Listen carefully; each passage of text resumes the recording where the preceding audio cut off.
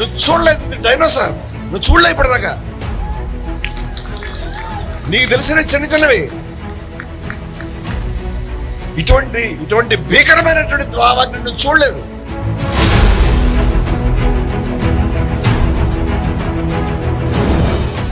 పది శాతం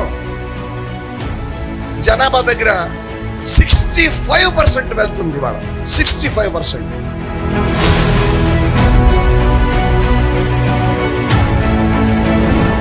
ఈ ఉద్యమం ఏంటి, ఈ పోస్టర్లు ఏంటి, ఇవన్నీ పట్టుకెళ్ళి మీరు ఊరూరు అంటించమని చెప్తున్నారు. ప్రతి ఇంటికి వాళ్ళు 25,000 20,000 ధర్మాత్ములు, పుణ్య ప్రభువులు, వాళ్ళ పిల్ల పాప సల్లంగా ఉండాలి. లక్షల రూపాయలు వాళ్ళు పంచుతూ ఉంటే ఈ దుర్మార్గులైనటువంటి జయభారతాలు రోడ్లు మీకు వచ్చి ప్రతి ఊరికి నష్టం పెట్టేటువంటి స్కీమ్ పెట్టారు. ఇంట్లో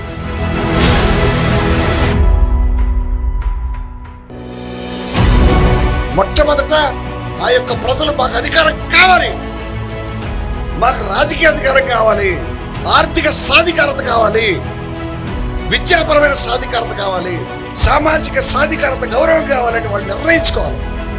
అలా నిర్ణయించుకోవడానికి వాడికి ఒక విప్లవ దీక్ష, ఒక క్యారెక్టర్ కావాలి.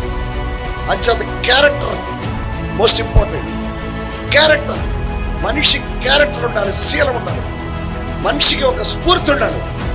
అటువంటి మనుషులు అద్భుతమైన నిర్మాణం చేయగలుగుతారు.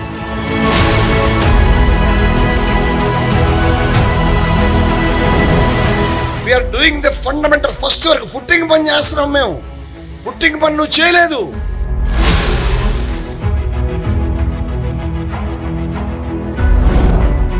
ఇవాళ భారతదేశం యొక్క ఎక్స్రే ఈ ఎన్నికల బాండ్ల రిపోర్ట్ మీరు చదివితే ఏ పార్టీ ఏ రోజు ఎవరి దగ్గర నుంచి ఎంత డబ్బులు తీసుకున్నారు, ఆ 2 రోజుల ముందు ఆ పార్టీకి ఆ వ్యక్తికి ఉన్న సంబంధం ఏంటి, వాడికి ఏం ఉపకారం చేశారు, వాడికి ఏం అపకారం చేశారు, వాడిని బెదిరించారా, నీ ఈడీని నీ సిబిఐని నీ యొక్క సంస్థలన్నింటినీ దేనికి వాడుతున్నావు, నీ పార్టీని అధికారాన్ని బలపరచుకోవడానికి వాడుతున్నావా? ఇదే నా వ్యవస్థల యొక్క నిర్మాణం. ఇటువంటి వ్యక్తులు నీ దగ్గర 50 కోట్ల రూపాయలు వాడు ఖర్చు పెడతాడంటే 50 కోట్లకి 5,000 కోట్లు 500 కోట్లు సంపాదించడానికి ఖర్చు పెడతాడా కాదా నేను అడుగుతున్నాను.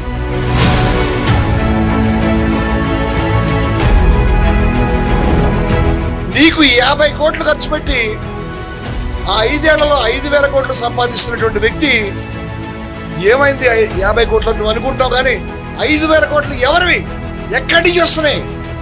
ఇవే ఎస్టిమేట్లు, ఇవే కాంట్రాక్ట్లు, ఇవే టెండర్లు, ఇవే వర్క్స్, ఇవే రకరకాలైనటువంటి సంస్థలను అమ్మకానికి పెట్టి ప్రభుత్వం వస్తున్నాయి. వీటన్నిటిని ఒక రేటుకి అమ్మకాన్ని పెట్టడం, మరొక రేటు తీసుకోవడం, వెనకాల నుంచి కాంట్రాక్ట్ ₹1,00,00,000 కాంట్రాక్ట్ 50 కోట్ల కింద మార్చుకోవడం, దాన్ని పార్టీకి మరల్చుకోవడం, సొంతానికి తీసుకోవడం జరుగుతుందా లేదా? ఇది ఎవడ్డబ్బని అడుగుతాను నేను. ఇప్పుడు ఇది మండబ్బా కాదా? మండబ్బా కాదా చెప్పండి, మండబ్బా కాదా?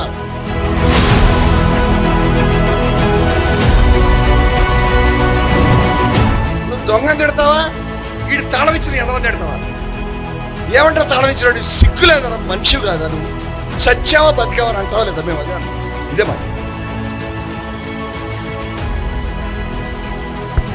ఎవరు డబ్బులు తీసుకుంటున్నాడో, ఎవడు డబ్బులు పంచడానికి తిరుగుతున్నాడో, ఎవడు బిర్యానీ గురించి జనాలను ఎక్కిస్తున్నాడో మీటింగ్లకి, మీ ఊళ్ళోకి వచ్చి మీటింగ్కి రండి, లారీ తెచ్చాం, బస్సు తెచ్చాం, ఎక్కండి, మనిషికి 5,000 మీకు రెడీగా ఉంది, బిర్యానీ సాయంత్రం దింపేస్తాం అని మీతో మాట్లాడుతున్నాడు. ఈ బోకర్ నా కొడుకులు, ఈ బోకర్గాళ్ళు, అరే మీ బతుకులు కాల్తా భారతదేశానికి నిప్పెడతారు మీరు, భారతదేశానికి సంపదను దోచుకుంటున్నారు మీరు, దొంగల వెనకాల మీరు బానిసల్లా తిరుగుతున్నారు. అగ్ర కులాల యొక్క డబ్బున్న వర్గాల యొక్క ఊడిగా చేయడానికి, వాడికి దోచిపెట్టడానికి నీకు సిగ్గన లేదని అడుగుతున్నాం మేము. అడగరా కలదా మీరు చెప్పండి.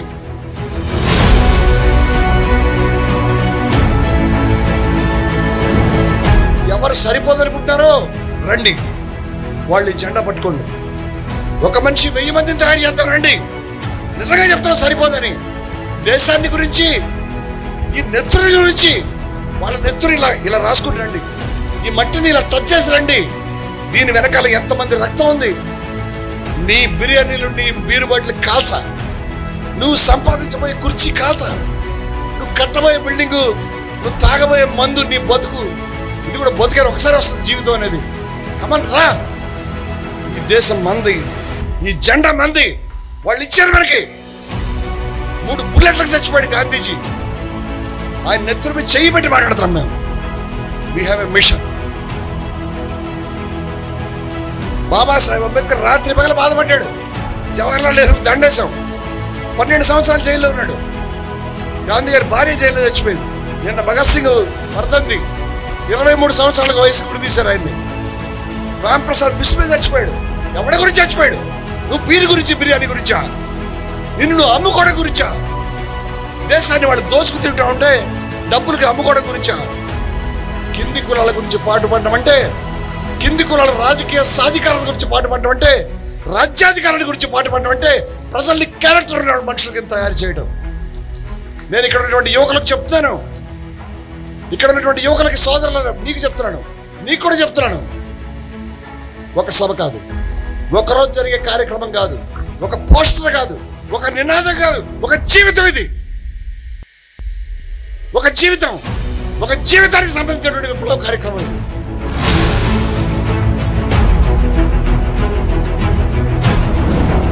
మాకేం మామట్లేదు, నీ లైఫ్ కావాలని అడుగుతున్నాం మేము. ఏమొస్తుంది? ఏమి రాదు, ఏమి రాదు. ఈ మాట ఇవాళ కాదు, 2000 సంవత్సరంలో చెప్పాను నేను, 2002లో చెప్పాను నేను, 2003లో చెప్పాను నేను, వీళ్ళ నాయుడుపేట వచ్చి చెప్పాను నేను, వాళ్ళ కడప వచ్చి చెప్పాను నేను, విజయవాడలో గుంటూరులో చెప్పాను నేను. ఏం చెప్పానంటే, జయ భారత్లోకి వస్తే ఏమీ రాదు, ఏమీ రాదు. నాశనం అవుతావు, జైళ్ళకి వెళ్తావు, దెబ్బలు తింటావు, నీ ప్రపంచం, నీ కుటుంబం తల్లకిందులు అవుతుంది. నిన్నెవడు ఓన్ చేసుకోడు. మరి అద్భుతమైనటువంటి విప్లవ వ్యక్తిత్వం వస్తుంది నీకు, అద్భుతమైనటువంటి జీవితం వస్తుంది. నువ్వు 5 నిమిషాల విప్లవ జీవితం గురించి, ఏ 5 నిమిషాల గురించి 500 సంవత్సరాలు బతికినా సరిపోదు. అటువంటి రెవల్యూషనరీ సాటిస్ఫాక్షన్ మేమిస్తాం. రాకమం, అది లైఫ్ అంటే. తొక్కలో మీటింగ్లు పెట్టడానికి, ఓసారి కుర్చీలో కూర్చొని దిగిపోవడానికి, మళ్ళీ కొన్ని స్కామ్లు చేయడానికి, బట్టలు కట్టుకోవడానికి, ప్రాపర్టీలు సంపాదించడానికి, ఫ్లెక్సీల్లో ఫోటోలు వేసుకోవడానికి లేం మేము. భారతీయ విప్లవాన్ని కొనసాగింపంటే, ఆ రోజు ఉపనిషత్తుల దగ్గర నుంచి, ఆ రోజు కబీర్ దగ్గర నుంచి, ఆ రోజు బుద్ధుడి దగ్గర నుంచి, ఆ రోజు మహావీరుడి దగ్గర నుంచి, ఆ రోజు గురు నానక్ దగ్గర నుంచి, ఆ రోజు దయానంద సరస్వతి దగ్గర నుంచి, ఆ రోజు మహాత్మా గాంధీ దగ్గర నుంచి, ఆ రోజు ఎవరెవరు ఎక్కడెక్కడ అందించారో అగ్ని చేతులు పట్టుకుని నిలబడున్నాం మేము. ఇది భారతీయ విప్లవానికి కొనసాగింపు, ఇది భారతీయ విప్లవానికి కొనసాగింపు, ఇది జీవితం యొక్క అంతిమమైనటువంటి పరిష్కారం.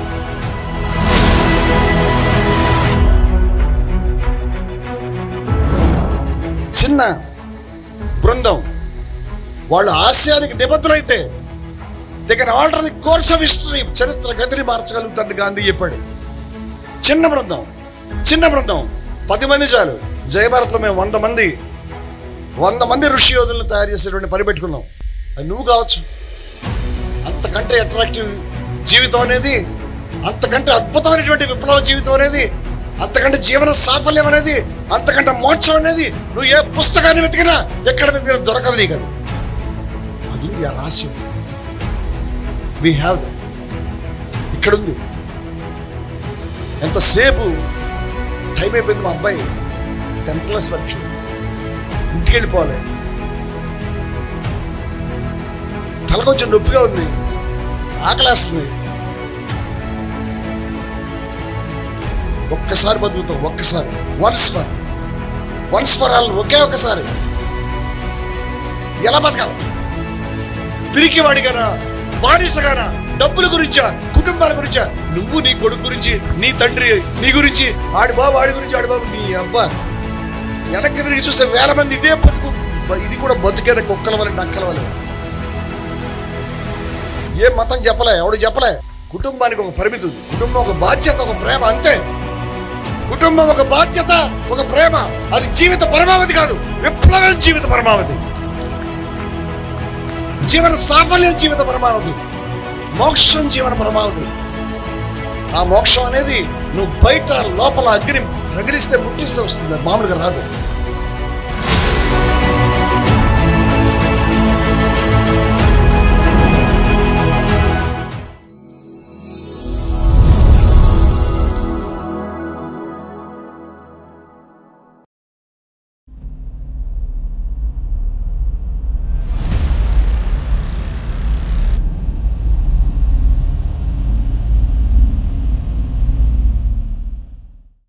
కొండల గుట్టల మీద మాటు వేసుకుని కూర్చున్నటువంటి పులుల గుంపుని చూస్తున్నటువంటి ఫీలింగ్ కలుగుతూ ఉంది నాకు ఇక్కడ ఉన్నటువంటి నాయకులు చూస్తూ ఉంటే. వీళ్ళంతా గొప్ప క్యారెక్టర్ మచ్చలేనటువంటి నాయకులు. ఇటువంటి ఉత్తమమైనటువంటి నాయకత్వాన్ని ఎవరైనా చూపించగలుగుతారా అని సవాల్ చేస్తున్నాను నేను. Is it possible? 26 జిల్లాల నుంచి ఇందాక పేర్లు పిలవడం జరిగింది. చాలా గొప్ప వ్యక్తిత్వం ఉన్నటువంటి వ్యక్తులు ఈ ఉద్యమానికి నాయకత్వం వహించడం కూడా మీరు చూడవచ్చు. అయితే సభలు చాలా చోట్ల జరుగుతాయి. బయటంతా కూడా పేపర్ తీస్తే రకరకాల పేర్లతో యుద్ధం, సిద్ధం, సంసిద్ధం, రాద్ధాంతం అని రకరకాల పేర్లు వస్తూ ఉన్నాయి. కానీ వాటిలో లక్షల మంది ప్రజానీకం ఉంటారు. ఇదంతా కూడా ఈ ప్రజల యొక్క మద్దతుని పేపర్లు చూసుకునేటువంటి మనలాంటి వాళ్ళు, టీవీలు చూసుకునేటువంటి వాళ్ళు అనుకోవచ్చు. కానీ ఆ సభల్లో మీరు సాయంత్రం దాకా ఉండి దయ ఉంచి ఆ ముఖ్య నాయకులు మాట్లాడడం అయిపోయిన తర్వాత, వాళ్ళు వెళ్ళిపోయిన తర్వాత ఒకసారి తిరిగి బయట ఆ యొక్క జీపుల దగ్గర, బస్సుల దగ్గర, కార్యకర్తల దగ్గర, వెళ్ళిపోతున్న వాళ్ళ దగ్గర మీరు వెళ్ళి కూర్చుని మాట్లాడుతుంటే వాళ్ళంతా ఆ సభకి రావడానికి ఎంత డబ్బులు తీసుకున్నారు, ఎటువంటి కమిట్మెంట్తో వచ్చారంటే మీ కళ్ళ ముందు కనిపిస్తుంది. మీరు షూట్ చేసి దాన్ని ప్రజెంట్ చేయొచ్చు. ఇవాళ ఒక్క రూపాయి కూడా లేకుండా ఇంత దూరం, ఇంతమంది ఇటువంటి ఎండలో ప్రజాస్వామ్యాన్ని కాపాడడానికి ఇంతమంది ప్రజలతో ఈ విధంగా అనకాపల్లిలో సభ జరుపుతున్నటువంటి ఈ హేమీలందరికీ కూడా, ఇక్కడ ఉన్నటువంటి యువ బృందానికి అందరికి కూడా నేను పేరు పేరున కూడా మీకు ధన్యవాదాలు చెప్తున్నాను. దుమ్ము రేపారు మీరు. వండర్ఫుల్. 26 జిల్లాల నుంచి వచ్చినటువంటి మిత్రులు ఇక్కడ చాలా మంది, నెల్లూరు జిల్లా నుంచి 3-4 వచ్చారు. వాళ్ళు పిడికిలు బిగించి 30వ తారీఖు మేము 1000 మందితో బైక్ ర్యాలీ పెడతాం అని ఇక్కడే ప్రకటించారు. రాష్ట్రమంతా ఇవాళ ఈ సభ ఒక విస్ఫోటం మాదిరిగా, ఒక అగ్ని జ్వాల మాదిరిగా ఇవాళ విస్తరించడానికి సిద్ధమైనటువంటి ఒక దావాగ్ని, ఒక నిప్పురవ పడినప్పుడు ఏ విధంగా ఉందో అటువంటి పరిస్థితి ఉందని నేను మీకు చెప్తున్నాను. 2009 నుంచి ఈ పని చేస్తూ ఉన్నాం మనం. ఇవాళ జయభారత్ యొక్క బాధ్యతలో ఉన్న వ్యక్తిగా, అదేవిధంగా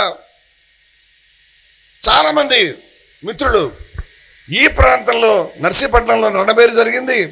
అద్భుతమైన చరిత్ర. ఇవాళ ఇక్కడ కూర్చున్నటువంటి ప్రతి మనిషికి చెప్తున్నాను, ఇక్కడ కూర్చున్న ప్రతి మనిషికి చెప్తున్నాను, ఈ సభ ఒక చరిత్ర. మీరు మీ జీవితకాలంలో మీరు చనిపోయే వరకు ఇవాళ సభను మీరు తలుచుకుంటారు. 2024 ఎన్నికల్లో శంఖం ఊదినటువంటి చరిత్ర ఇక్కడే ప్రారంభమైంది. కాబట్టి ఈ సభకు మేము హాజరయ్యాం అని మీరు చెప్తారు. ఇవాళ ఇటువంటి కార్యక్రమాన్ని మనం ప్రారంభించుకున్న తర్వాత చాలామంది యువకులు, చాలామంది యువతులు, చాలామంది గ్రామీణులు, నాకైతే ప్రతి ఒక్క వ్యక్తి కూడా నేను దండం పెట్టాలనిపిస్తుంది. ఎందుకంటే ఎవరు లేరు భారతదేశాన్ని రక్షించడానికి. వాళ్ళ ఈ భారతదేశాన్ని రక్షించడానికి ఎవడు లేడు. దానికి చేతులెట్టి ఏ మహానుభావులు అయితే నెత్తురు దారపోశారో, ఇక్కడ గాంధీ, అంబేద్కర్, లోహియా వాళ్ళు కాదు, వేల మంది, లక్షల మంది నెత్తురు ఫలితంగా మనకు వచ్చినటువంటి అవకాశాలని, ప్రజాస్వామ్యాన్ని ప్రజాస్వామ్యం కాకుండా, దేశాన్ని దేశం కాకుండా, హక్కులు కాకుండా ఇవాళ సర్వనాశనం చేస్తూ ఉంటే 2 చేతులు అడ్డుపెట్టడానికి ముందుకు వచ్చినటువంటి మీకు అందరికి కూడా నేను ఖచ్చితంగా చేతులు జోడించి దండం పెడతాను. You are heroes. ఈ సభలో పాల్గొంటున్న ప్రతి వ్యక్తి ఒక హీరో, ఒక హీరోయిన్. వీళ్ళు ఆదర్శపరమైనటువంటి వ్యక్తులని చెప్తున్నాను నేను. మీరేం చిన్నవాళ్ళు కాదు, ఎవడు చేయట్లేదు. చూపించండి ఎక్కడైనా ఉందా ఇటువంటి సభ, ఎక్కడైనా జరుగుతుందా చెప్పండి. జయభారత్ ఉద్యమాన్ని గురించి ఇందాక మా రాఘవదాస్ గారు చెప్పారు. తల మీద ఎన్ని వెంట్రుకలు ఉన్నాయో అన్ని రకాలైనటువంటి కోణాల్లో, అన్ని రకాలైనటువంటి రంగాల్లో యుద్ధాన్ని ఓపెన్ చేసాం మేమని. ఎస్సీ, ఎస్టీ, బీసీ పోరాట చరిత్ర గురించి మనం సభ పెడితే ఆ సభలో ఇప్పటిదాకా ఏం చేశామో, ఎన్ని గ్రామాల్లో, ఎన్ని చోట్ల దాడులకు ఎదురెళ్ళామో, ఎన్ని చోట్ల దళితులకు అండగా నిలబడ్డామో, గ్రామాలను తరలించామో, భూముల్ని పంచామో, ఆ చరిత్ర చెప్పాలంటే చెప్పడానికి కూడా ఒక రోజు సరిపోదు. అటువంటి చరిత్ర నిర్మించినటువంటి సంస్థ ఇది. బీసీలు సగం ఉంటారు దేశంలో. 140 కోట్లలో 70 కోట్ల మంది బీసీలు ఉన్నారు. 70 కోట్ల మంది జనాభా అంటే ప్రపంచంలో చాలా దేశాల్లో కూడా ఇంత జనాభా లేదు. యూరోప్ ఖండం మొత్తం కలిపినా సరే అంతమంది ఉన్నారు లేదు నాకు అనుమానం. 70 కోట్ల మంది జనాభా గురించి ఇవాళ భారతదేశంలో బీసీల కుర్చీల మీద అగ్రకులాల కబ్జా ఎన్నాళ్ళని 2005 సంవత్సరం నుంచి సమైక్య రాష్ట్రం ఉన్న రోజు నుంచి కలెక్టరేట్లన్నింటి ఒకే రోజు ముట్టడించినటువంటి ఘనత చరిత్ర మనది. మొన్నటికి మొన్న తెలంగాణ అసెంబ్లీ ఎన్నికల్లో 1,00,000 సెల్ఫీల్ని 1,00,000 యూ కెన్ సీ. ఇవాళ మన జాతీయ కార్యదర్శి రజనీ చేసినటువంటి కృషి వల్ల ఇవాళ ఫేస్బుక్ పేజీ మీరు ఓపెన్ చేస్తే 1,00,000 మంది సెల్ఫీలు మీరు చూడవచ్చు. 1,00,000 మంది సెల్ఫీలు పట్టుకుని నిలబడి చేశారు అంటే మన వాళ్ళు 50 లక్షల మంది కలిశారు. ఆ రాష్ట్ర జనాభా 3-4 కోట్ల మంది ఉంటే 3-4 కోట్లలో 50 లక్షల మందిని మన వాళ్ళు కలిశారంటే ప్రతి నలుగురిలో ఒకళ్ళు కలిశారని చెప్తున్నాను నేను. మీ మీడియా కళ్ళకి కనిపించట్లేదు. ఇది జై భారత్ యొక్క చరిత్ర, జై భారత్ పోరాట చరిత్ర. ఒక 4 నెలల విషయాలు చెప్తేనే ఆశ్చర్యంతో నిజమా ఇలా జరుగుతుందా అనేటువంటి చరిత్ర ఇవాళ మనం నిర్మిస్తూ ఉన్నాం. ఇక్కడ అయినప్పటికీ కూడా కొంతమంది మిత్రులు, కొత్త వాళ్ళు, ఇప్పుడే జై భారత్ గురించి తెలుసుకుంటున్నటువంటి వాళ్ళు, వారు ఇందాక చెప్పినట్టు ఇప్పుడే కదిజ్ఞా శబ్దాన్ని వింటున్నటువంటి వాళ్ళు, ఇది దేనితో కలవక, దేనితో అర్థం కాక, ఇటువంటిది ఎక్కడ లేక, ఇది ఏనుగా, ఇది పుల, ఇది నక్క, నువ్వు చూడలేదు, ఇది డైనోసార్, నువ్వు చూడలే ఇప్పటిదాకా, నీకు తెలిసిన చిన్నవి, ఇటువంటి భీకరమైనటువంటి ద్వావాగ్ని నువ్వు చూడలేదు. ఇవాళ ఈ యొక్క ఉద్యమాన్ని గురించి, నలుదిక్కులా విస్తరిస్తున్నటువంటి ఉద్యమాన్ని గురించి, ప్రజాస్వామ్య హక్కులు కావచ్చు, సామాజిక న్యాయం కావచ్చు, కుల నిర్మూలన కావచ్చు, మత సామరస్యాన్ని గురించి ఇవాళ అక్కడ కాశ్మీర్, బీహార్ దగ్గర నుంచి మొదలు పెట్టుకుని అండమాన్స్ దాకా సామరస్య ఉద్యమం గురించి నిలబడుతున్నటువంటి సంస్థ ఇవాళ జై భారత్. జై హో ఉద్యమ నాయకులు ఉన్నారు ఇక్కడ. అదేవిధంగా హిందూ మతం అనేది ఎందుకు పుట్టింది, ఇస్లాం దేని గురించి పనిచేయమని చెప్తుంది, ముస్లిం రివల్యూషనరీ ఫోరం కావచ్చు, హిందూస్ ఫర్ ప్లూరాలిటీ ఈక్వాలిటీ సంస్థలు కావచ్చు, అద్భుతమైన చరిత్ర ఇది. అన్నింటిని మించి మనిషి ఎక్కడి దాకా వెళ్ళగలుగుతాడు, ఒకటే జీవితం ఇది. ఆధ్యాత్మిక ప్రపంచానికి, భౌతిక ప్రపంచానికి ఉన్నటువంటి గోడల్ని పడగొట్టి భౌతిక ప్రపంచంలో నువ్వు సాధించేటువంటి విప్లవానికి, ఆధ్యాత్మిక ప్రపంచంలో నువ్వు సాధించే మోక్షానికి మధ్య ఉన్నటువంటి తేడాన్ని చెరిపేసి 2 ప్రపంచాలకి మధ్య వారధి నిర్మిస్తున్నటువంటి కవిజ్ఞాసి భావధారాన్ని నిర్మిస్తున్నటువంటి సంస్థ ఇది. నువ్వు అనుకునే మోక్షం, నువ్వు అనుకునేటువంటి ముక్తి నీ కళ్ళని పైకి ఇలా చూస్తేనో, నీ వెనకాల ఉన్నాయో తెలియని చక్రాలను లేపడానికి ట్రై చేస్తే జరగదు. నీ కళ్ళ ముందు లక్షల మంది రక్తాన్ని ధారపోసి తయారు చేసినటువంటి ఈ దేశాన్ని, ఈ దేశం యొక్క విలువల్ని, ఈ దేశం యొక్క హక్కుల్ని సర్వనాశనం చేస్తూ ఉంటే, పశువుల్ని సంతల్లో కొన్నట్టు కుక్కల్ని కొనుక్కుంటున్నట్టుగా వాటికి కూడా ఎక్కువ విలువ ఉంటుంది. ఇవాళ బయట మన గ్రామాల్లో తిరుగుతూ ఓట్లని కొంటున్నటువంటి పరిస్థితి ఎదురవుతున్నప్పుడు ఏం చేసావు నువ్వు ఉన్నావు కదా, ఖురాన్లో తీసి చూపిస్తాను నేను. ఏం చేసావు నువ్వు అమాయకులైనటువంటి ప్రజల ప్రాణాల గురించి? భగవద్గీతలో తీసి చూపిస్తాను నేను. ఏం చేసావు నువ్వు? యుద్ధం చేయొద్దా, వెళ్ళిపోవాలి యుద్ధరంగం నుంచి అని అడిగేటువంటి ప్రశ్నలు. మాకు ఆధ్యాత్మిక ప్రపంచానికి, భౌతిక ప్రపంచానికి తేడా తెలియదు. It's a complete revolution. ఆంతరిక బాహ్యతలాల్లో 2 చోట్ల పనిచేసేటువంటి అద్భుతమైనటువంటి పరిపూర్ణమైనటువంటి విప్లవం ఇది. ఇటువంటి విప్లవం యొక్క ఒక ఫ్రంట్ ఇది. It's a small front, maybe an important front. ఇవాళ ఒక అద్భుతమైనటువంటి యుద్ధం ఇక్కడ ప్రారంభమైంది. అయినా ఇంకా మనకు అనుమానాలు ఏంటి? ఎక్కడ చూడలేదు ఈ భాష, సిగ్గులేదా, శవంతో సమానం. ఎవడన్నా మాట్లాడతాడు ఇలాగా? కొంచెం మర్యాదగా, అంత అగ్రెసివ్గా మాట్లాడాలని మీరు చెప్పదలుచుకున్న విషయాన్ని కొంచెం స్మూత్గా చెప్తే బాగుంటుంది కదా అని. కొంప తగులెడుతుంది ఇక్కడ. తగులెడితే దగ్గరికి వెళ్ళి బ్రదర్ అక్కడ కొంచెం ఇల్లు తగలబడుతుందని చెప్తావా? బయటికి పరిగెట్టారు, బాబు తగలబడుతున్నారు నాయనరా అని చెప్తావా? అంటే సిచ్యువేషన్ నీకు అర్థం కావట్లేదని.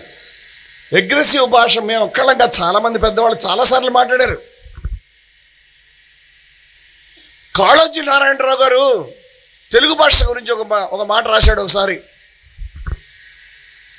అన్య భాషలు నేర్చి ఆంధ్రము రాదంచు సకిలించు ఆంధ్రుడా సావెందుకురా అన్నాడు ఆయన. సకిలించు ఆంధ్రుడా, అయ్య బాబోయ్ చావెందుకురా. ఈ మాట రాసే ధైర్యం లేక చాలామంది తెలుగు భాష గురించి పెట్టినప్పుడు ఆ మాటలు చెరిపేసి రాస్తారు. అంటే కాళోజీ కంటే వీళ్ళు చాలా పెద్దోళ్ళని. వేమన రాశాడు. వేమన మీకు అందరూ తెలిసినవే ఇవన్నీ కూడా. ఇది పిండము చేసి పితరుల తలబోసి కాకులకు నువ్వు పెట్టు గాడిదెలారా, పెంట తినడు కాకి పితరుడు ఎట్లాయరా. ఇది వేమన భాష. ఏమబ్బా కొంచెం మర్యాదగా మాట్లాడమంటే ఆయన దగ్గర చెప్పుందో లేదో చూపించడానికి. ఎందుకంటే సిచ్యువేషన్ ఆ విధంగా ఉంది.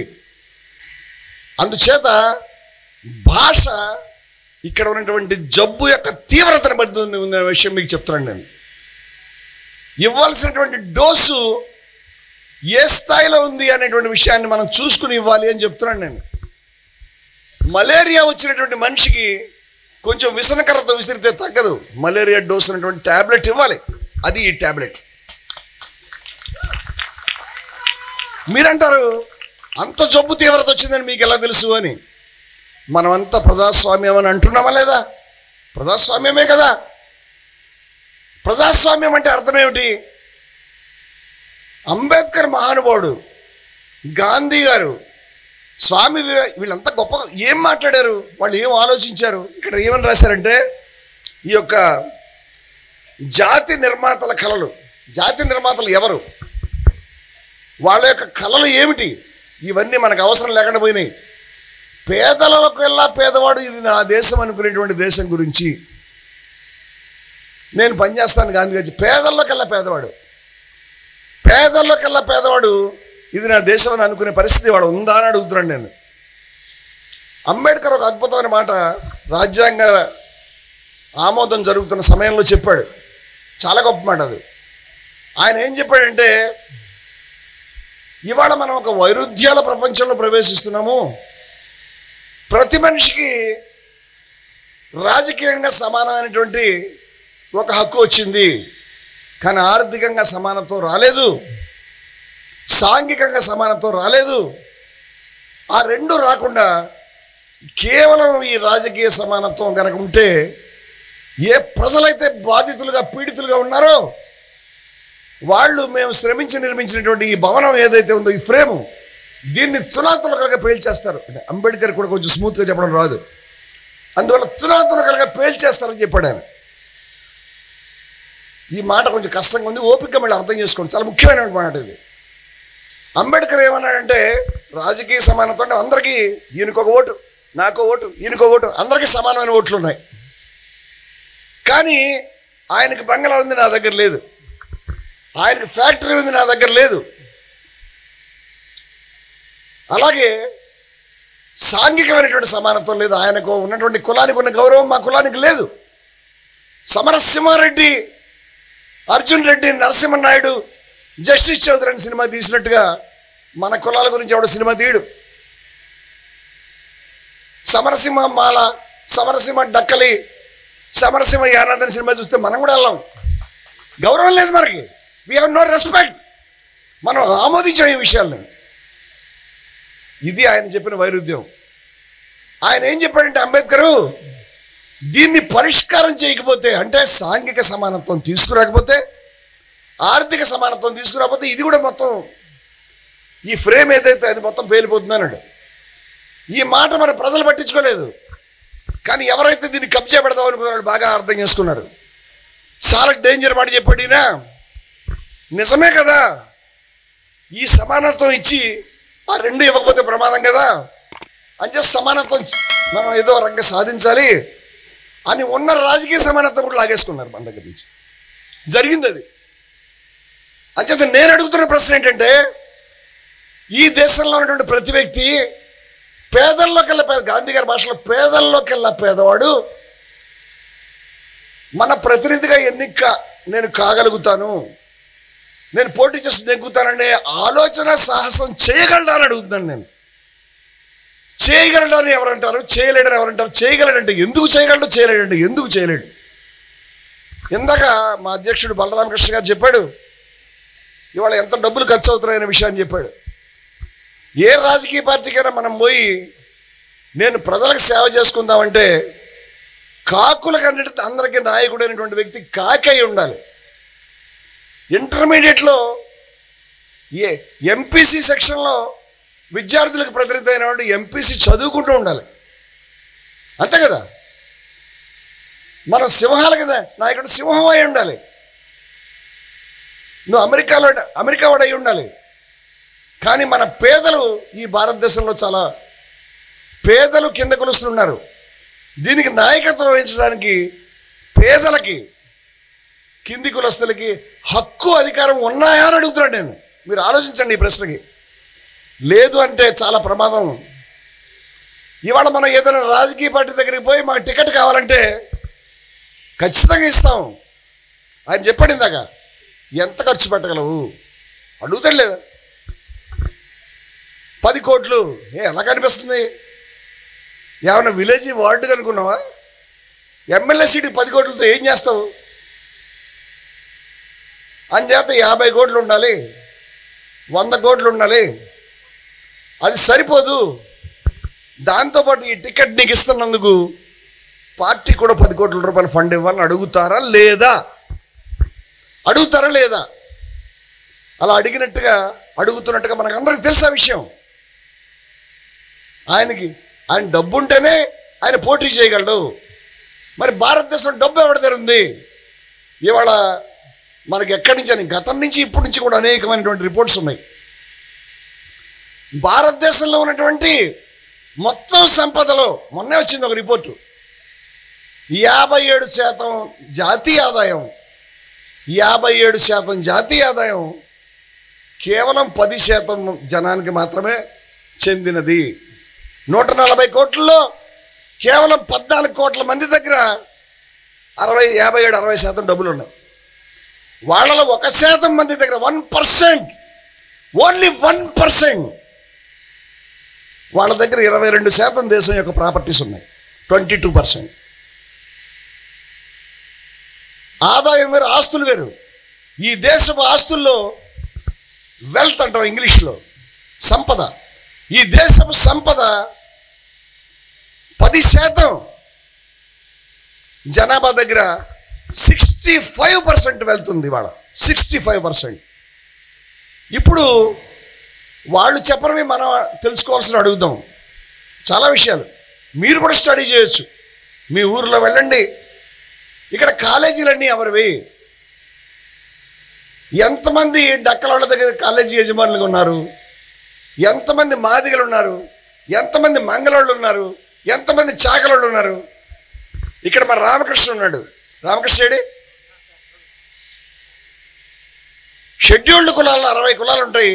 దాంట్లో ఉపకులాల యొక్క సంఘానికి ఈయన రాష్ట్ర అధ్యక్షుడు. ఇది రాష్ట్ర అధ్యక్షుడు కాకముందు నుంచి కదిజ్ఞాసి, జై భారత్ యొక్క ఎస్సీ పోరాట వేదిక యొక్క నాయకుడు, జై భారత్ యొక్క పులి మా విజయ విహారం నుంచి వచ్చినటువంటి ప్రొడక్టు. వాళ్ళు చెప్తున్నారు ఎస్సీల్లోనే 30% ఉన్న ఒక ఎమ్మెల్యే లేడు మాకని చెప్తున్నారు. ఎమ్మెల్యే లేడు కాదు, భవిష్యత్తులో కూడా వచ్చే అవకాశం లేదు. ఎవడో ఆలోచించట్లేదు మాకు ఇవ్వాలని. అవునా కదా? ఇది సమస్య. ఇది అవునా కదా?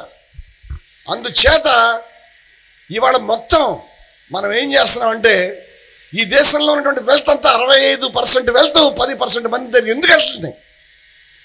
ఆ డబ్బులు ఎవడివి? ఆ సంపద ఎవడిది? ప్రజాస్వామ్యం అంటే అర్థం ఏంటి? ఈ దేశంలో ఉన్నటువంటి 70 కోట్ల మంది బీసీల పరిస్థితి ఏంటి? మైనారిటీ బీసీల పరిస్థితి ఏంటి? పిన్నులు అమ్ముకుంటూ, గంపలు పట్టుకుని తిరుగుతూ, సంచార జీవితాన్ని గడుపుతూ షెడ్యూల్డ్ ట్రైబ్స్కి దగ్గరగా ఉన్నటువంటి కులాల పరిస్థితి ఏంటి? ఒక గ్రాడ్యుయేట్ని ప్రొడ్యూస్ చేయాలన్న పరిస్థితి ఏంటి?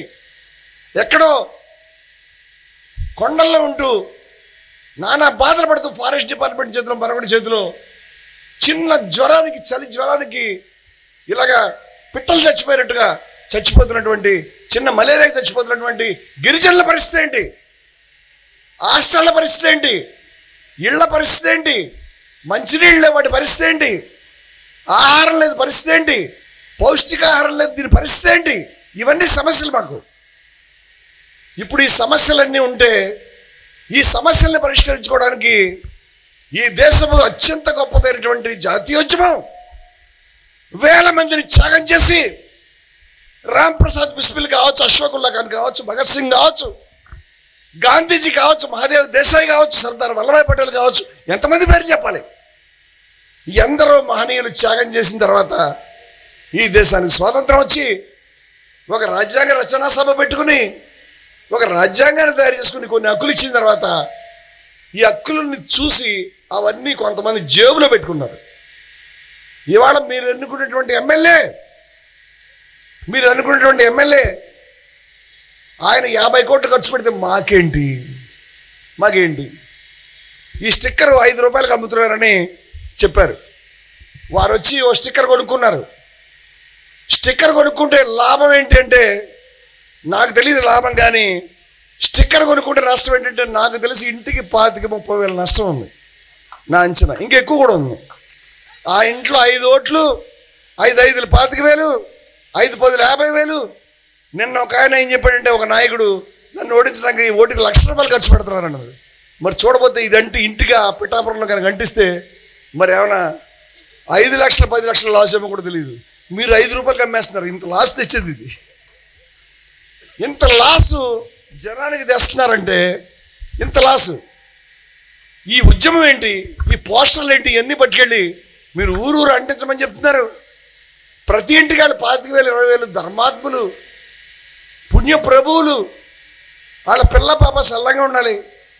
లక్షల రూపాయలు వాళ్ళు పంచుతూ ఉంటే ఈ దుర్మార్గులైనటువంటి జయభారత్ వాళ్ళు రోడ్లు మీకు వచ్చి ప్రతి ఊరికి నష్టం పెట్టేటువంటి స్కీమ్ పెట్టారు వీళ్ళు. ఇది ఏమైనా ధర్మమైన వాడని అడుగుతున్నాడు వీళ్ళు? అడగాలి కదా మనం. ఒక ఊరికి ఎంత నష్టం? రాఘవదాస్ గారు నన్ను చాలామంది అడిగారు. ఓకే, మీరు చెప్పినట్టు తీసుకోవడం మానేస్తాం, మరి ఆడు తీసుకోకుండా మీరు ఆపుతారా?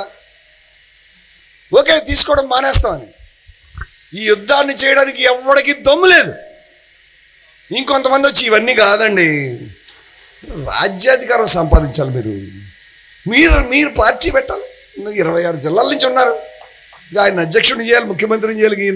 ఈయన ఏంటిది, ఇదే ఉద్యమం అని అడిగేటువంటి పెద్దలు కూడా ఉన్నారు. నేనేమన్నానంటే, లోపలికి వెళ్ళి మనం కంచంతో భోజనం చేద్దాం అనుకుంటే మనం ఫస్ట్ ఏం చేస్తామంటే కంచం ఎక్కడ ఉందో చూసుకుంటాం. కంచం చూసుకున్న తర్వాత దాన్ని నీళ్ళతో కడుక్కుంటాం. ఆ తర్వాత ఆయన పెట్టినటువంటి దాన్ని వేసుకుని తింటాం. అవునే కదా? కంచం ఉండాలి కదా, అది ఉండాలి కదా. ప్రతి పనికి ఒక ప్రాసెస్ ఉంటుంది. వీళ్ళ సమస్య కాదు. జయభారత్ యొక్క లక్ష్యం ప్రతి ఒక్క రంగంలో, రాజకీయ, ఆర్థిక, విద్యాపరమైనటువంటి, మతపరమైనటువంటి అన్ని రంగాల్లో కూడా ఈ దేశంలో ఎవరైతే అణిచివేయబడ్డారో, ఎవరైతే వెనకబడ్డారో ఆ యొక్క పేదలకి, ఆ యొక్క కింది కులాలకి వాళ్ళ హక్కును ఇప్పించడం, సాధికారత ఇప్పించడం మా ఉద్యమం యొక్క లక్ష్యం అది. నేనేం చెప్తున్నానంటే మీరు అర్థం చేసుకోండి, ఇది చాలా కాంప్లెక్స్ సిచ్యువేషన్. ఇది గబుక్కుని ఇవన్నీ తీసుకెళ్తే ఊళ్ళో ఎవడ గొడవ పెట్టుకుంటాడు మీతోటి. దానికి సమాధానం ఉండాలి, మనం తెలుసుకోవాలి మీరు ఏంటనేది విషయం. రాజ్యాధికారాన్ని సంపాదించవచ్చు కదా అన్నాను నేను. కానీ ఒక బిల్డింగ్ కట్టాలంటే ఆ బిల్డింగ్ మొట్టమొదట పునాదులు తవ్వి పుట్టింగ్ వేయాలి. పుట్టింగ్ వేసి కాలం వేయాలి. కాలం వేసిన తర్వాత బీమ్స్ అయిన తర్వాత స్లాబ్ వేయాలి. స్లాబ్ అయిన తర్వాత గోడలు కట్టాలి. ఎవరు లేరు తాప మేస్త్రి పని తెలిసిన వాళ్ళు? బాలు ఎవరు తెలీదా? తెలుసు కదా, నేను చెప్పింది కరెక్టేనా? గోడ కట్టాలి, గోడ కట్టి ప్లాస్టరింగ్ చేయాలి. ఆ తర్వాత గుమ్మాలు పెట్టాలి, కిటికీలు పెట్టాలి, ఫ్లోరింగ్ వేయాలి, శానిటరీ పైపులను, కరెంటు పైపులు. ఇన్ని చేస్తే మనకి ఇల్లు వస్తుంది. అవునా కదా? ఇవేమీ లేకుండా ఓ పెద్ద మనిషి నా కుర్చీ వేసి కూర్చుంటాను అని కూర్చోగలుగుతాడా? నా ఇల్లు ఎక్కడ? ఈ 10వ ఫీట్లో నా 2వ ఫ్లోర్లో నేను ఉన్నానంటే కట్టలేదురా బాబు బిల్డింగ్. ఇంకా కట్టాలక్కర్లేదా? ఇవాళ చాలామంది రాజ్యాధికారం సంపాదించాలంటే దానికి సంబంధించిన క్షేత్రాన్ని మీరు క్లీన్ చేయాలని చెప్తున్నాను నేను. మేము దానికి యొక్క ప్రాథమికమైనటువంటి పని చేస్తూ ఉన్నాం. ఇవాళ ఈ రాజకీయ సాధికారత లేదా రాజ్యాధికారం, వాట్ ఎవర్ యు కాల్, ఏదైనా పిలువు, దీని యొక్క బేసిక్ వర్క్ ఫేజెస్ వారిగా ఉంటుంది ఈ పని. దీంట్లో మొదటి దశ పని ఏదైతే ఉందో దట్ వీఆర్ డూయింగ్ ఇట్. మేము ఆ పని చేయకపోతే నువ్వు కుర్చీ వేసుకు కూర్చునేటువంటి ఇల్లు తయారు కాదు. నీ ప్రాబ్లం ఏంటంటే నువ్వు కుర్చీ పట్టుకొచ్చావు, కుర్చీ పట్టుకుని ఎక్కుదామంటే మెట్లు లేవు, తయారు కాలే, లేదు, కింద పడతావు. ఆ విషయం అర్థం చేసుకోకుండా అలా జరగాలంటే కింది కులాల యొక్క, ప్రజల యొక్క, పేదల యొక్క రాజకీయ సాధికారత సాధ్యం కావాలంటే మహాత్ముడు గాంధీ మహాత్ముడు కన్నటువంటి కళ, బాబాసాహెబ్ అంబేద్కర్ కన్నటువంటి కళ, ఇవి నెరవేరాలంటే ఈ దేశంలో షార్ట్ కట్ రూట్స్ లేవు. మొట్టమొదట ఆ యొక్క ప్రజలు మాకు అధికారం కావాలి, మాకు రాజకీయ అధికారం కావాలి, ఆర్థిక సాధికారత కావాలి, విద్యాపరమైన సాధికారత కావాలి, సామాజిక సాధికారత, గౌరవం కావాలని వాళ్ళు నిర్ణయించుకోవాలి. అలా నిర్ణయించుకోవడానికి వాడికి ఒక విప్లవ దీక్ష, ఒక క్యారెక్టర్ కావాలి. అంచేత క్యారెక్టర్ మోస్ట్ ఇంపార్టెంట్. క్యారెక్టర్, మనిషి క్యారెక్టర్ ఉండాలి, శీలం ఉండాలి, మనిషికి ఒక స్ఫూర్తి ఉండాలి. అటువంటి మనుషులు అద్భుతమైన నిర్మాణం చేయగలుగుతారు. ఇప్పుడు నువ్వు ఎవరినైతే విప్లవం తెద్దామంటున్నావో, మా సోదరులు విప్లవం కింద కూర్చుంటే నాకు అనిపించింది, ఇది చూస్తే ఇలా ఉన్నారు. ఆయన రాశాడు, చిలకలు కత్తులు దులపరిస్తాయట అని. చిలకలు ఇట్లా విదిల్చుకుంటాయి, అప్పుడు కత్తులు కింద పడ్డాయని. ఇవన్నీ అదే టైపు చిలకలు. పులుల్ని మింగే మేకలున్నాయట, ఏం పిల్లడో అన్నాడు, ఇదే ఇళ్ళే. అటువంటి చిలకల్ని, అటువంటి మేకల్ని తయారు చేయాలి, పులుల్ని మింగే వాటిని. అటువంటి వెన్నెముకటువంటి మనిషిని తయారు చేయాలి. ఒక యోధుడు, ఒక సామాన్యుడైనటువంటి వ్యక్తి కీర్తి చక్ర అందుకుని మా పందిళ్లపల్లి శ్రీనివాస్ వీరప్పనికి ఎదురు నిలబడి ఇవాళ దేశం అంతా కూడా అటవీ శాఖ యొక్క అమరవీరుల దినోత్సవాన్ని నిర్వహిస్తారు. ఆయన బీసీ. ఆ కుటుంబానికి జయభారత్ అనుబంధం ఉంది. ఆ కుటుంబం నుంచి రూప్ కుమార్ గారు, పందిళ్లపల్లి శ్రీనివాస్ బావగారు ఇక్కడికి వచ్చారు. వారిని వేదిక మీకు రావాల్సి కోరుతున్నాను.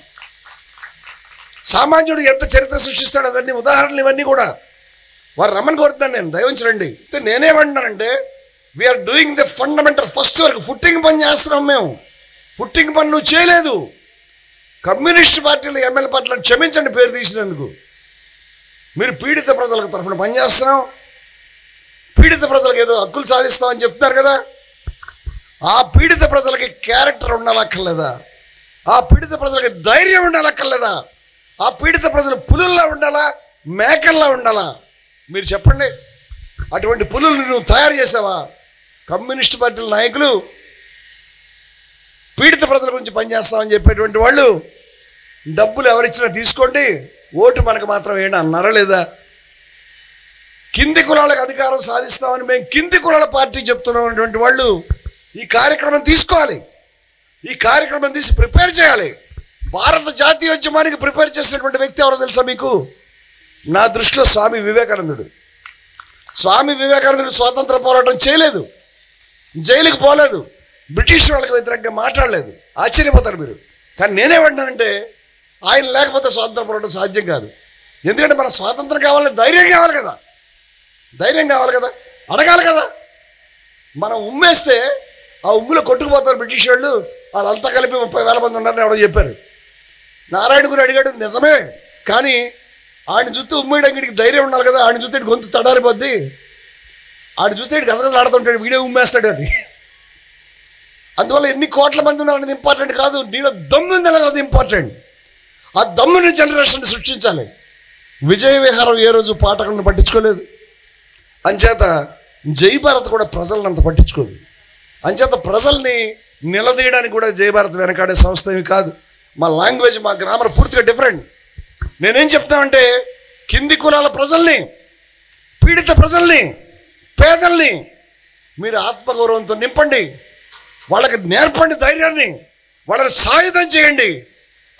ఆ క్రమంలో వాళ్ళని నిలదీయండి. తప్పు నీకు సిగ్గులేదా? నువ్వు ఎందుకు తీసుకుంటావు అని బాబాసాహెబ్ అంబేద్కర్ చెప్పాడు. బాబాసాహెబ్ అంబేద్కర్ చెప్పాడు, పులిలా ఉంటే సింహాలా ఉంటే నిన్ను బలివరు, మేకలా ఉంటే బలిస్తారని. ఇది హార్ష్గా చెప్పాడా, స్మూత్గా చెప్పాడని నేను అడుగుతున్నాను. మీరు చెప్పండి. బలివ్వడం ఏంటి? ప్రజల్ని బలివ్వడం ఏంటి? పేదల్ని బలివ్వడం ఏంటి? అంబేద్కర్ చెప్పండి, నేను చెప్పలే. అంచేత సత్యాలు ఇదే విధంగా ఉంటాయి. సత్యాలు విస్ఫోటం మాదిరిగా, అగ్ని జ్వాల మాదిరిగా ఉంటాయి. మీరు చేయాల్సినటువంటి కార్యక్రమం కింది కులాల ప్రజలకు చెప్పాలి. డబ్బు తీసుకోవడం తప్పు. ఎందుకంటే ఈ డబ్బు ఎవడు కూడా అమాయకుడైనటువంటి వ్యక్తి లేడు. నీకు 10,000 ఇస్తున్నాడు, నీకు 5,000 ఇస్తున్నాడు, మీ ఇంట్లో 50,000 ఇస్తున్నాడు, మీ ఊర్లో 5 లక్షలు, 10 లక్షలు, 20 లక్షలు పంచాడు, మీ నియోజకవర్గంలో కోట్ల రూపాయలు పంచాడు, 1వ దఫా 2వ దఫా పంచాడు, వెళ్ళినప్పుడల్లా బిర్యానీ తాగిచ్చాడు. ఎందుకు తాగిచ్చాడు? ఆయన ధర్మాత్ముడా? ఆయన పుణ్యం గురించి చేస్తున్నాడా? దేని గురించి చేస్తున్నాడు? ఒక్క నిమిషం కళ్ళు ఓపెన్ చేసి చూస్తే ఇవాళ ఎన్నికల బాండ్లు అనేటువంటి స్కీమ్ వచ్చింది. రాజకీయ పార్టీలకు ఎన్నికల బాండ్లు. వాళ్ళకెవడో కూడా ఒక ఎక్స్రే కానీ లేకపోతే ఓ స్కానింగ్ ఫోటో కానీ తీయాల్సిన అవసరం లేదు. నాకు కాలు ఇరిగింది లేదు చెప్పాలంటే ఎక్స్రే తీస్తే ఇరిగిపోయి కనిపిస్తుంది ఎముక. ఇవాళ భారతదేశం యొక్క ఎక్స్రే ఈ ఎన్నికల బాండ్ల రిపోర్టు మీరు చదివితే ఏ పార్టీ ఏ రోజు ఎవరి దగ్గర నుంచి ఎంత డబ్బులు తీసుకున్నారు, ఆ 2 రోజుల ముందు ఆ పార్టీకి ఆ వ్యక్తికి ఉన్న సంబంధం ఏంటి, వాడికి ఏం ఉపకారం చేశారు, వాడికి ఏం అపకారం చేశారు, వాడిని బెదిరించారా, నీ ఈడీని నీ సిబిఐని నీ యొక్క సంస్థలన్నింటినీ దేనికి వాడుతున్నావు, నీ పార్టీని నీ అధికారాన్ని బలపరచుకోవడానికి వాడుతున్నావా? ఇదే నా వ్యవస్థల యొక్క నిర్మాణం. ఇటువంటి వ్యక్తులు నీ దగ్గర ఇవాళ 50 కోట్ల రూపాయలు వాడు ఖర్చు పెడతాడంటే 50 కోట్లకి 5,000 కోట్లు 500 కోట్లు సంపాదించడానికి ఖర్చు పెడతాడా కాదా నేను అడుగుతున్నాను. మీరు చెప్పండి సమాధానం. గతంలో ఏదో కొంతమంది సంపాదించదలుచుకున్నారు. ఇగో ఈ మహానాయకుడు 1,00,000 కోట్లు సంపాదించాడు, ఆ మహానాయుడు 1,00,000 కోట్లు. ఏం లేదు. జిల్లాల్లోకి వెళ్ళి చూడండి, నియోజకవర్గాల్లోకి వెళ్ళి చూడండి, 3 తరాలు 4 తరాలు అవే కుటుంబాలు. ఆ కుటుంబాల దగ్గర ఆస్తి ఎంత అనండి. తెలంగాణలో ఒక ఎమ్మెల్యే కూతురు చెప్పింది, మా నాన్నకి ఇన్ని వేల కోట్ల రూపాయల ప్రాపర్టీ ఉంది, ఇన్ని కోట్ల రూపాయల రెంట్లు వస్తున్నాయి, అయినా ఈ భూమి కబ్జా పెట్టాడు, నా పేరు పెట్టాడు, ఎందుకు నేను ప్రజలకు రాస్తానని చెప్పింది. నాకు తెలియదు ఇదంతా, ఆమె చెప్పింది. మునుగోడు అనేటువంటి ప్రాంతంలో, మునుగోడు అనే ప్రాంతం విన్నారా? మునుగోడు మొన్న జరిగిన ఎన్నికలకు ముందు ఒక ఉప ఎన్నిక జరిగింది. ఆ ఉప ఎన్నికలో ఎమ్మెల్యే కింద నెగ్గినటువంటి వ్యక్తి 1 ఏడాది పాటు ఎమ్మెల్యేగా ఉంటాడు. ఏడాది పాటు ఎమ్మెల్యేగా ఉన్నాడంటే ఆ వ్యక్తి ఏమి చేస్తాడు? ప్రజలకు సేవ చేయాలి, అంతే కదా. ఇప్పుడు ఆ ఉప ఎన్నికలో 630 కోట్లు ఖర్చు అయ్యేటువంటిది నిష్పాక్షికమైన సంస్థలు చేసినటువంటి రిపోర్ట్ ఇది. 1 ఏడాది ఎమ్మెల్యేగా ఉండడానికి 630 కోట్ల రూపాయలు ఖర్చు పెట్టారు. అంటే వీళ్ళు నష్టపోయే వ్యాపారం చేస్తున్నారా? వీళ్ళు ఏమైనా ధర్మాత్ములా? వీళ్ళు ఏమైనా మనకందరికీ శ్రీహర్షుడు చేసినట్టు సర్వస్వదానం వాళ్ళ ఇంట్లోదంతా మనకి ఇచ్చి మన ఇల్లు బంగారం చేద్దాం అనుకుంటున్నారా? అలా ఎవడన్నా నష్టపోయాడా? అలా ఎవరైనా రాజకీయ నాయకులు దివాళా తీసి కనిపిస్తున్నారు? లేదే. నీకు 50 కోట్లు ఖర్చు పెట్టి ఆ 5 ఏళ్లలో 5,000 కోట్లు సంపాదిస్తున్నటువంటి వ్యక్తి ఏమైంది? 50 కోట్లు నువ్వు అనుకుంటున్నావు, కానీ 5,000 కోట్లు ఎవరివి? ఎక్కడి నుంచి వస్తున్నాయి? ఇవే ఎస్టిమేట్లు, ఇవే కాంట్రాక్ట్లు, ఇవే టెండర్లు, ఇవే వర్క్స్, ఇవే రకరకాలైనటువంటి సంస్థలను అమ్మకానికి పెట్టి ప్రభుత్వ ఆస్తుల్ని వీటన్నిటినీ ఒక రేటుకి అమ్మకాన్ని పెట్టడం, మరొక రేటుని తీసుకోవడం, వెనకాల నుంచి కాంట్రాక్ట్ 1 కోటి రూపాయల కాంట్రాక్ట్ని 50 కోట్ల కింద మార్చుకోవడం, దాన్ని పార్టీకి మరల్చుకోవడం, సొంతానికి తీసుకోవడం జరుగుతుందా లేదా? ఇది ఎవరి డబ్బని అడుగుతున్నాను నేను. ఇప్పుడు ఇది మండబ్బా కాదా? మండబ్బా కాదా చెప్పండి? మండబ్బా కాదా? ఇవాళ ఖర్చు అవుతుంది 175 నియోజకవర్గాలు ఆంధ్రప్రదేశ్లో. ఎంత తక్కువ లెక్కేసినా సరే అన్ని పార్టీలు కలిసి ఒక నియోజకవర్గంలో 100 కోట్లు ఖర్చు పెడతాయి. ఎవడో చెప్తాడు ఈ మాట, 100 కోట్లు తక్కువ. ఒక్కొక్క అభ్యర్థి 100 కోట్లు పెట్టేవాళ్ళు ఉన్నారని చెప్తున్నారు. 175 into 100 కోట్లు అంటే ఎంత డబ్బు? తెలంగాణలో ఎంత డబ్బు మొన్న అసెంబ్లీకి పెట్టారు. మరి భారతదేశంలో 543 నియోజకవర్గాల్లో, పార్లమెంటరీ నియోజకవర్గాల్లో ఎంత డబ్బు ఖర్చు పెడతారు? ఈ డబ్బులన్నీ కూడా ఎక్కడివి? ఈ డబ్బులు మన బడ్జెట్లతో సమానమైనవి. బడ్జెట్ అంటే ఏడాది అంతా కలిపితే ఉంటుంది. అటువంటిది 4 రోజుల్లో ఖర్చు పెడతాడు. 1 month బడ్జెట్ మీకు శాంక్షన్ చేస్తే ఆ ఏడాది అంతా ఖర్చు పెడతాడు. వీడు 1 monthలో తీసుచేస్తాడు అందరికి. బడ్జెట్లో శాంక్షన్ చేసినా మన దాకా రావు, అవి ఎక్కడో పోతాయి, కానీ ఇంటికి వచ్చేస్తాయి. ఇంత డబ్బు ఖర్చు పెట్టేస్తాడు. అంటే భారతదేశంలో అసలు డబ్బు బడ్జెట్లో లేదు. భారతదేశంలో అసలు డబ్బు మనకు కనిపించే చోట లేదు, వేరే చోట ఎక్కడ ఉంది, అది మన డబ్బు. ఇప్పుడు మన డబ్బు ఇలా పోతుంటే ఎవడు బాధ్యుడు దీనికి?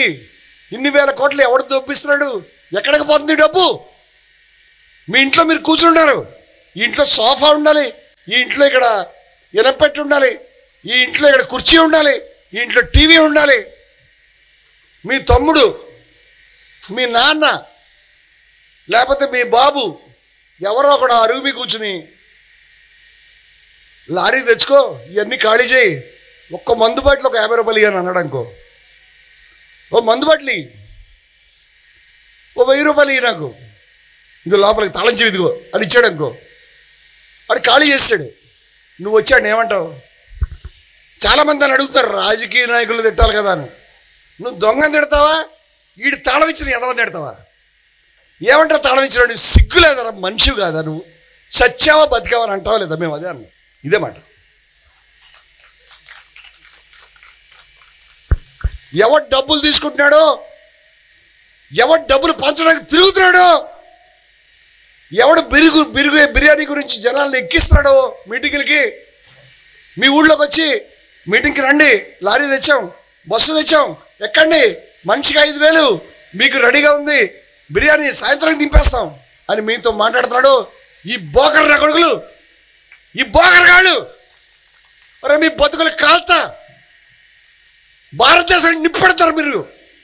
భారతదేశాన్ని సంపదను దోచుకుంటున్నారు మీరు. దొంగల వెనకాల మీరు బానిసల్లా తిరుగుతున్నారు.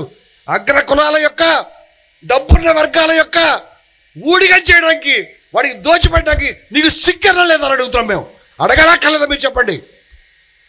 దయ ఉంచి ఎవరు పని చేయొద్దు, క్యారెక్టర్ ఉన్నాడు ఎవడు పని చేయొద్దు. ఇక్కడ ఉన్నాడు ఎవరన్నా ఒకళ్ళిద్దరు, వాళ్ళేమో అంత పెద్ద సభలు పెడుతున్నారు, లక్షల రూపాయలు జనం వస్తున్నారు, డబ్బులు ఇక్కడ 500 మంది 1000 మంది వచ్చి కూర్చుని సిగ్గులేదండి అయిపోయిందని. సోదరా, యు ఆర్ కరెక్ట్, నువ్వు చెప్పింది నిజమే, నిజమే, మేము చెప్తున్న విషయం ఒప్పుకున్నాను నేను. కానీ దానికి పరిష్కారం అది కాదు. ఎవరు సరిపోదనుకుంటున్నారో రండి, వాళ్ళు జెండా పట్టుకోండి. ఒక మనిషి 1000 మందిని తయారు చేస్తారు రండి. నిజంగా చెప్తున్నా సరిపోదని. దేశాన్ని గురించి, ఈ నెత్తురి గురించి, వాళ్ళ నెత్తురు ఇలా రాసుకుని రండి. ఈ మట్టిని ఇలా టచ్ చేసి రండి. దీని వెనకాల ఎంతమంది రక్తం ఉంది. నీ బిర్యానీలు, నీ బీరు బాటిల్ కాల్చా, నువ్వు సంపాదించబోయే కుర్చీ కాల్చా, నువ్వు కట్టబోయే బిల్డింగు, నువ్వు తాగబోయే మందు, నీ బతుకు, ఇది కూడా బతుకారు ఒకసారి వస్తుంది జీవితం అనేది. కమన్ రా, ఈ దేశం మంది, ఈ జెండా మంది. వాళ్ళు ఇచ్చారు మనకి. 3 బుల్లెట్లకు చచ్చిపోయాడు గాంధీజీ. ఆయన నెత్తురు మీద చెయ్యి పెట్టి మాట్లాడుతున్నాం మేము. We have a mission. Babasaheb Ambedkar రాత్రి పగల బాధపడ్డాడు. జవహర్లాల్ నెహ్రూ దండేశాం. 12 సంవత్సరాలు జైల్లో ఉన్నాడు. గాంధీ గారి భార్య జైల్లో చచ్చిపోయింది. నిన్న భగత్ సింగ్ వర్ధంతి, 23 సంవత్సరాలకు వయసుకు ఉరి తీశారు ఆయన్ని. రాంప్రసాద్ బిస్మిల్ చచ్చిపోయాడు. ఎవడి గురించి చచ్చిపోయాడు? నువ్వు బీరు గురించి, బిర్యానీ గురించా? నిన్ను నువ్వు అమ్ముకోవడం గురించా? దేశాన్ని వాళ్ళు దోచుకు తింటా ఉంటే డబ్బులకి అమ్ముకోవడం గురించా? కింది కులాల గురించి పాటుపడడం అంటే, కింది కులాల రాజకీయ సాధికారత గురించి పాటుపడడం అంటే, రాజ్యాధికారాల గురించి పాటుపడడం అంటే, ప్రజల్ని క్యారెక్టర్ ఉన్న మనుషులకి తయారు చేయడం. నేను ఇక్కడ ఉన్నటువంటి యువకులకు చెప్తున్నాను, ఇక్కడ ఉన్నటువంటి యువకులకి సోదరులను నీకు చెప్తున్నాను, నీకు కూడా చెప్తున్నాను.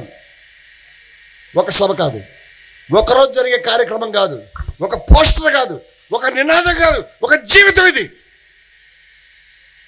ఒక జీవితం, ఒక జీవితానికి సంబంధించినటువంటి విప్లవ కార్యక్రమం ఇది. ఈ విషయాన్ని తీవ్రంగా ఆలోచించండి. సరిపోతే సరిపోయేలా చేయాలి పని, అందకపోతే అందే విధంగా చేయాలి. వాళ్ళు ఏం చేస్తారు నువ్వు చేయాలి. ఆయన త్యాగం చేస్తాడు, ఆయన త్యాగం చేస్తాడు, రాఘవదాస్ త్యాగం చేస్తాడు, వంశీ త్యాగం చేస్తాడు, రజనీ త్యాగం చేస్తుంది, ప్రతి ఒక్కరు త్యాగం చేస్తాడు. నువ్వు కూడా చేయి. మాకేం మొహమాటలేదు, నీ లైఫ్ కావాలని అడుగుతున్నాం మేము.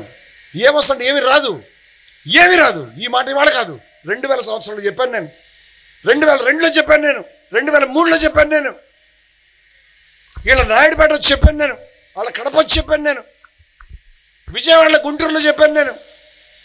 ఏం చెప్పానంటే జయభారత్లోకి వస్తే ఏమీ రాదు, ఏమీ రాదు, నాశనం అవుతావు, జైళ్ళకి వెళ్తావు, దెబ్బలు తింటావు, నీ ప్రపంచం నీ కుటుంబం తల్లకిందులు అవుతుంది, నిన్నెవడు ఓన్ చేసుకోడు.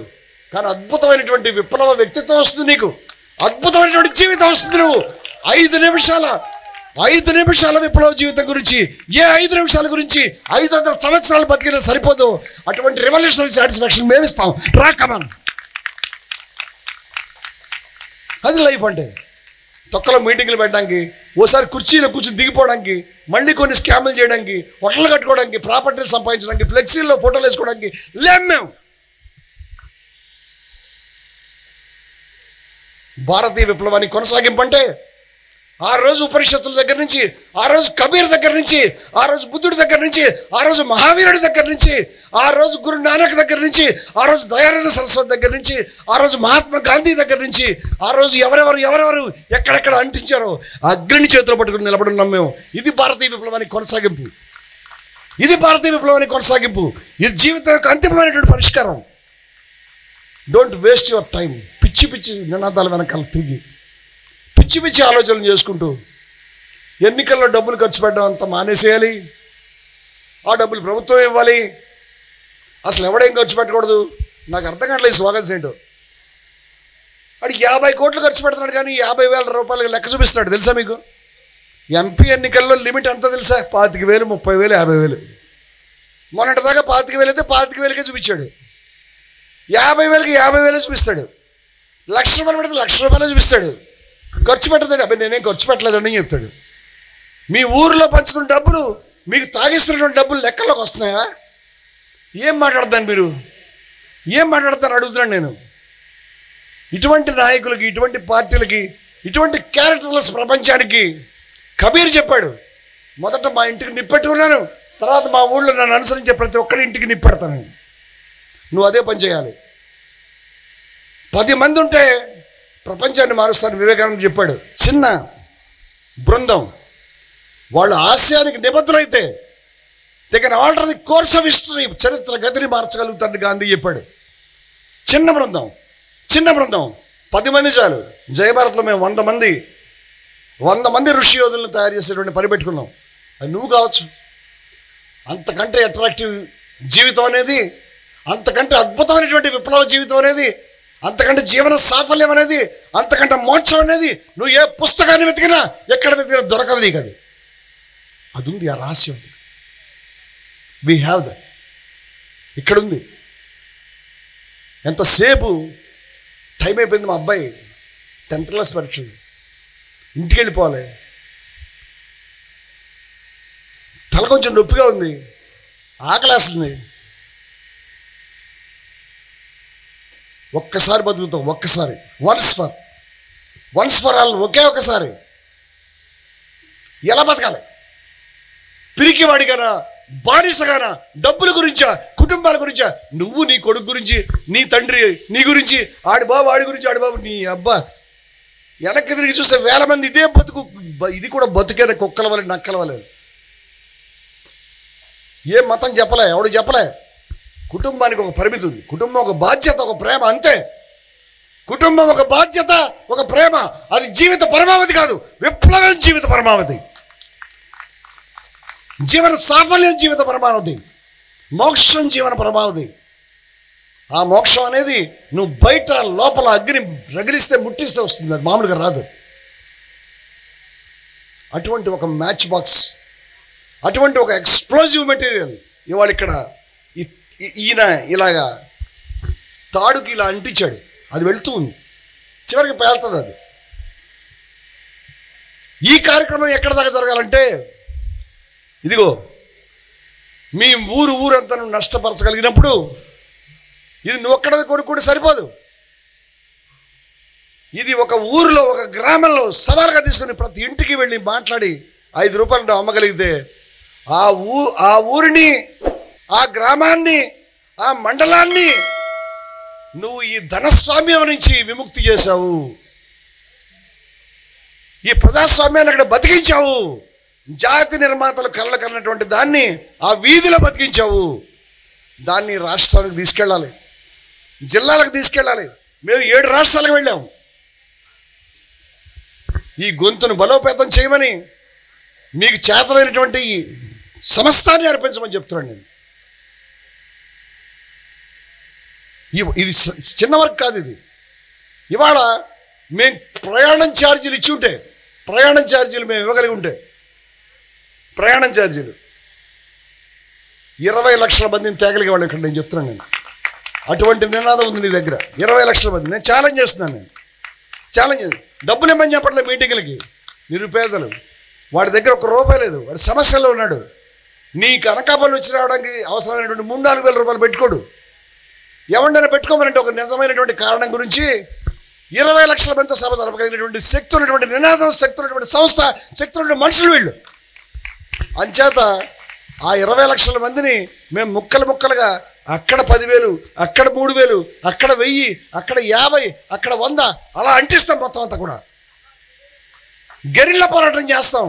మామూలు పోరాటం చేయం మేము. ఓపెన్ బహిరంగంగా చెప్తున్నాం మేము. ఇది యుద్ధం అంటే, ఇది సిద్ధం అంటే, ఇది పోరాటం అంటే, ఇది జీవితం అంటే. ఈ యొక్క పోరాటంలో చాలామంది చెప్తున్నారు, ఒక్క మాట నాయకుడు అనే దమ్ము లేదా అని. ఒక్క మాట నాయకుడు అనే దమ్ము లేదా అంటే ఎవరితో మాట్లాడుతున్నావు నీకు తెలియలేదు అని అర్థం. ఎవరితో మాట్లాడుతున్నావు?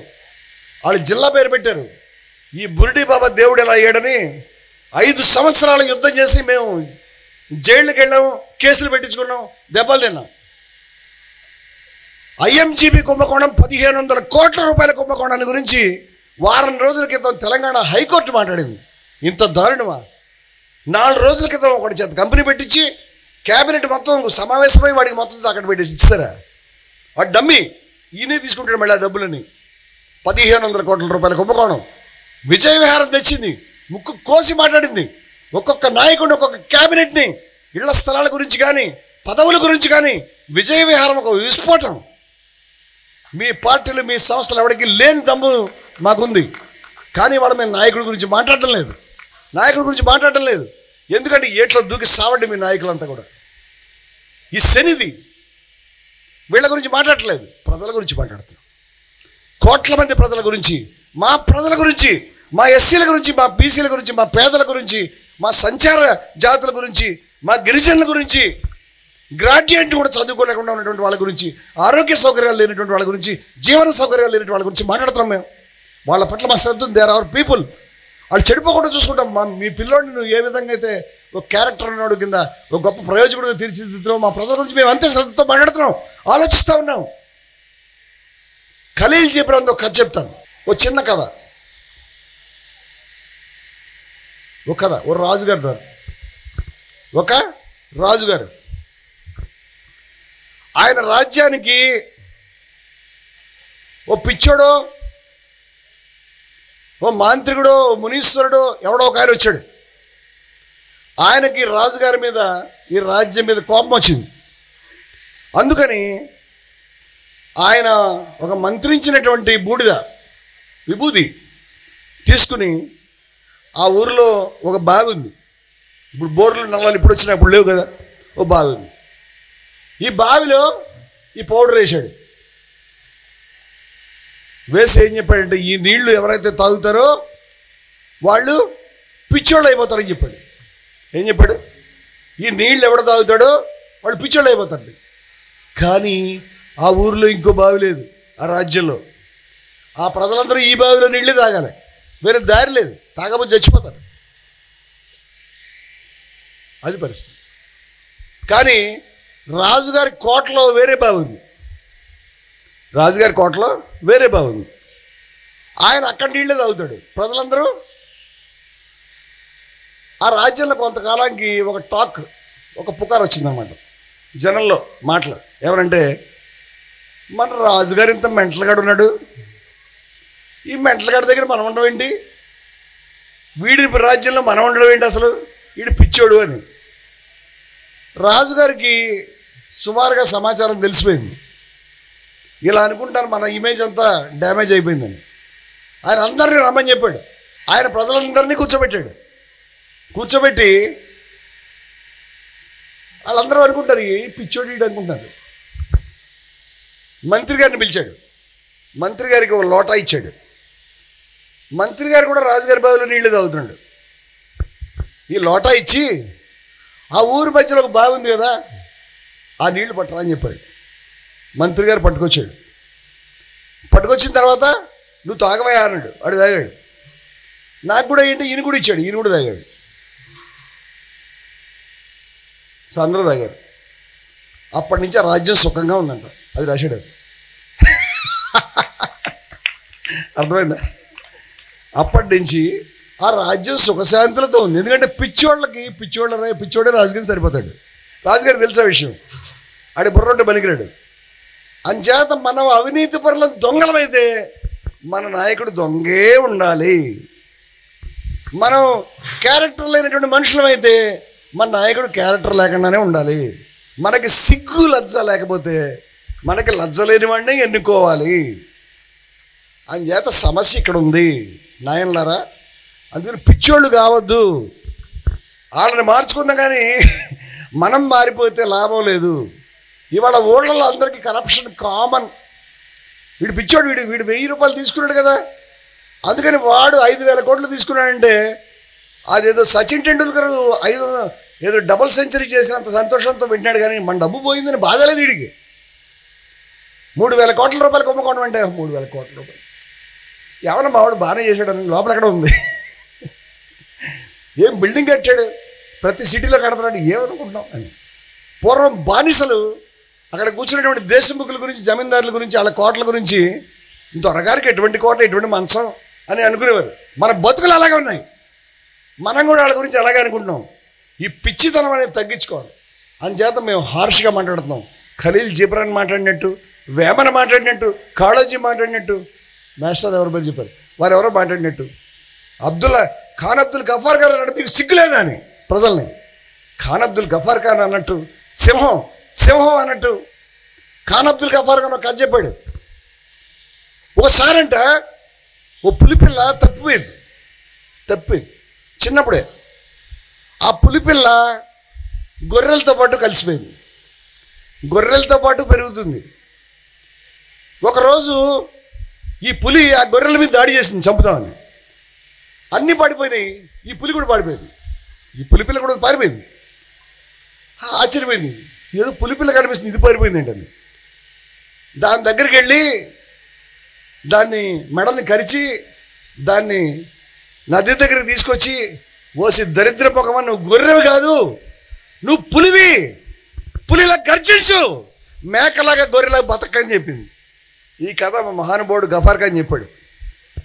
అందువల్ల ఈ కథ మర్చిపోవద్దు. ఎవరంటే వినకపోతే విన్న వాళ్ళకి చెప్పండి, ఊర్లలో ప్రతి వాళ్ళకి చెప్పండి వెళ్ళి ఈ కథ.